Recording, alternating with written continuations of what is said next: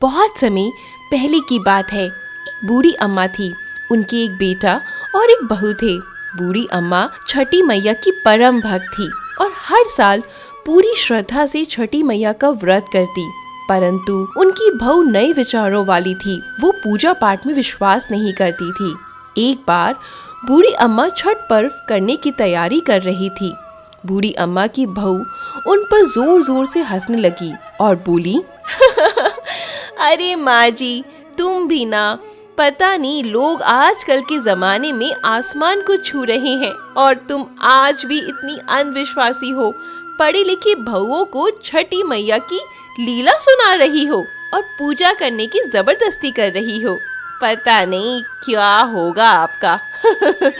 बूढ़ी अम्मा पर इन बातों का कोई असर नहीं हुआ, वो बस अपनी तैयारियों में व्यस्त हो गई। बहू फिर बोली, अम्मा ये सब बेकार की बातें हैं। इस उम्र में 2-3 दिन तक भूखी रहोगी तो खुद के लिए मुसीबत पैदा कर लोगी और ना जाने क्यों भूखे प्यासे लोग खुद को इतना सताते हैं। कोई भगवान वगैरह नहीं आने वाला। खुद अगर आगे बढ़ना है तो खुद ही मेहनत करनी होगी, ना कि भगवान को याद करने से कुछ होने वाला है।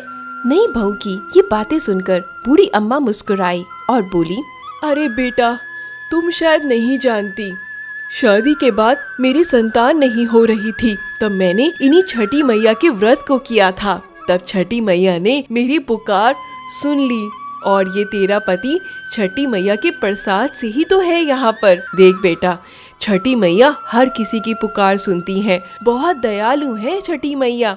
अगर तू भी उनका व्रत करेगी तो वो तेरी भी पुकार सुनेंगी और तेरी गोद भी जल्दी हरी हो जाएगी। मगर नए युग की नई सोच वाली बहू किसी की कहाँ सुनने वाली थी। वो बोली, अरे माँ जी, मैं पूजा पाठ नहीं करने वाली। मुझे तो सुंदर पति मिला है, जीवन का हर सुख मिला है मुझे। आलीशान घर है, दिन रात मस्ती करती हूँ। पूरे गांव में मुझ जैसा कोई धनवान नहीं है, और मुझे क्या चाहिए। नहीं बेटा, इस दुनिया में कर्म ही सबसे ऊपर होता है, कर्म ही प्रधान है और भगवान उसका जरिया है। भगवान को ना मानना और उनकी निंदा करना सबसे बड़ा पाप है। बूढ़ी अम्मा की लाख समझाने के बाद भी बहू पर उनकी बातों का कोई असर नहीं हुआ। वे नास्तिक थी। इतने में बूढ़ी अम्मा का बेटा वहाँ आया और बोला, ठीक है, तुम्हें पूजा नहीं करनी तो मत करो, लेकिन तुम मेरी माँ से झगड़ो मत और चलो हमारे साथ छठ मैया की पूजा करने के लिए घाट चलने की तैयारी करो। बहू बिना रुचि के उनके साथ घाट पर जाती है, लेकिन वहाँ पूजा करने के बजाय वो मेला घूमने चली जाती है। कुछ देर बाद उसका पति उसे वहाँ ना पाकर ढूंढने लगता है, तो वो क्या देखता है कि उसकी पत्नी हलवाई के पास स्वादिष्ट पकवानों का मजा ले रही है। पति उसे कहता है, अरे तुम यहाँ आई थी और कुछ देर माँ के साथ भी नहीं बैठी और यहाँ खड़े होकर पकवानों का मजा उठा रही हो। जाओ अभी माँ के पास जाओ। पत्नी झुंझला कर बोली, ना जी ना, मैं पूजा पाठ में विश्वास नहीं करती और ना ही मैं बैठूंगी। मैं तो यहाँ मेला घूमने आई थी, आप ही करो ये पूजा पाठ वगैरह। पत्नी की ऐसी बातें सुनकर पति वहाँ से चला जाता है और स्नान करने को जैसे ही वो डुबकी लगाता है, डुबकी लगाते ही वो डूब जाता है और जोर जोर से चीखने लगता है, अरे कोई तो बचाओ मुझे, कोई तो बचाओ, मैं डूब रहा हूँ। अरे कोई तो मेरी रक्षा करो, कोई तो मेरी रक्षा करो। लेकिन किसी को भी उसकी आवाज सुनाई नहीं देती। जैसे ही बूढ़ी अम्मा को पता चलता है कि उनका बेटा डूब गया, वो जोर जोर से रोने लगी। छठी मैया से बोली, माँ, मुझसे तेरी भक्ति में कौन सी कमी रह गई माँ? तूने मेरी गोद सूनी कर दी। बोलो माँ, हमसे ऐसी क्या भूल हो गई? हम तो घाट पर तुम्हारी पूजा करने आए थे, तुमने तो हमारी दुनिया ही उजाड़ दी माँ। यदि जाने अनजाने में कोई भूल हो गई हो माँ, तो उसकी सजा मेरे बेटे को मत दो माँ। ऐसा कहकर बूढ़ी अम्मा जोर जोर से रोने लगी। उधर मेले में शोर मचा कि घाट पे एक व्यक्ति डूब गया है।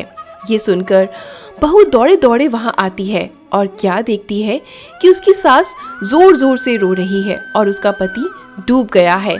तो उसे सदमा लग जाता है और वो भी जोर जोर से चीखती हुई बूढ़ी अम्मा से कहती है, अरे मैंने तो पहले ही कहा था अम्मा, यहाँ पर मत आओ, ये छठ के चक्कर में मत पड़ो, सब ढोंग है, अंधविश्वास है। और देखो आज मेरा पति आपकी वजह से मुझसे दूर चला गया है। ये घटना देखकर सभी लोग मन ही मन छठ माता को पुकारते हैं और माँ अपने भक्तों को निराश नहीं करती। इधर पुत्र की याद में जैसे ही बूढ़ी अम्मा जान देने के लिए नदी में कूदने लगती है, तभी नदी से एक लहर उठती है और उसी लहर से बूढ़ी अम्मा का बेटा बाहर आ जाता है। और ये देखकर छठ घाट पर खड़े सभी लोगों की आंखें खुली की खुली रह जाती हैं।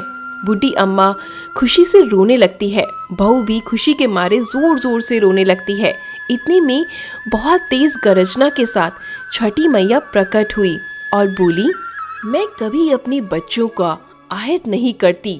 मैंने तुम्हारी आंखों में अज्ञान का पर्दा हटाने के लिए तुम्हारे पति को पानी में डुबोया था।